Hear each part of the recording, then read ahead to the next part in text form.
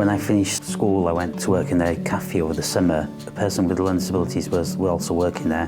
When I saw this person being supported, it was very different than what I imagined it would have been. It made me think about changing career and seeking to work with people with learning disabilities, and that's what I did. Currently at my job at the moment, I'm delivering a lot of training to frontline support workers. It's more than meeting people's physical needs. It's about making sure people are happy and healthy and they're doing meaningful and purposeful activities. I like to see people learning new skills so they gain independence, and that has a result in their happiness and their quality of life and their confidence. And I would say that would be my best aspect, because that's why I do the role I do. It's just an amazing job, and if you have a can-do attitude and you have a passion towards working with people with learning disabilities, it will change their lives.